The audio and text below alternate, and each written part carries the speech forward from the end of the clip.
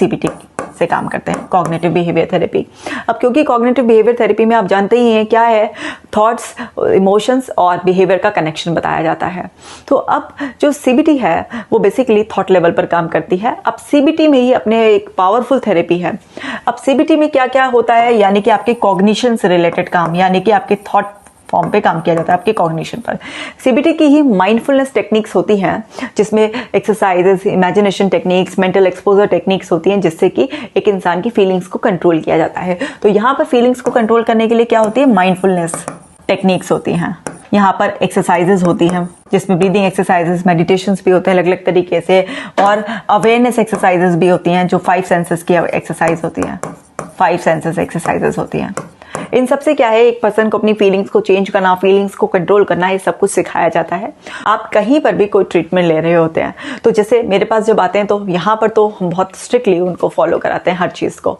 अब लेकिन अगर कोई पहले कहीं ट्रीटमेंट लेकर आया है या कुछ भी, या खुद ट्राई कर रहा है, तो वो क्या करते हैं, एक्सरसाइजेस को, मेडिटेशन को, माइंडफुलनेस टेक्निक्स को, अवेयरनेस टेक्निक्स को इंपॉर्टेंस ही नहीं देते हैं। इसको करने से क्या होगा, अरे आप हर चीज़ को अगर ऐसा बोलेंगे कि लिखने से क्या होगा, एक्सरसाइज करने से क्या होगा, तो फिर आप ठीक कैसे होंगे। प्लीज़ मेरी आप सबसे रिक्वेस्ट है, मुझे बहुत तकलीफ होती है OCD सफरर्स को देखकर, क्योंकि मुझे ऐसा लगता है कि जब ये भाई ठीक हो सकते हैं तो प्लीज़ थोड़ा टाइम की मेहनत कर लीजिए।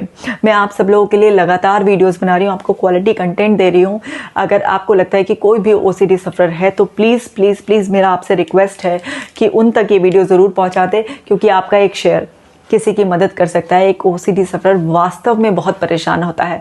अगर आप कोई पेरेंट है, आपके घर में बच्चा है कोई OCD सफरर है, प्लीज़ उसके लिए एम्पैथेटिक होइए, समझिए कि वो जानबूझ के नहीं कर रहा है। क्योंकि हम जो बिल्कुल नॉर्मल फील करते हैं, तो हमारे लिए ये सोचना बहुत आसान है, यार एक थॉट ही तो है, क्यों ऐसे उलझा पाए, क्यों नहीं कर लेता।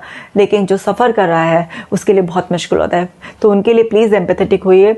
आप अगर उनकी मदद नहीं कर सकते हैं या वो खुद सेल्फ हेल्प नहीं कर सकते हैं, तो जहाँ पे आपका मन करे प्लीज़ उनको ज़रूर ट्रीटमेंट दिलवाइए, क्योंकि OCD बिल्कुल ठीक हो सकता है। तो इस वीडियो को ज़रूर शेयर करना है।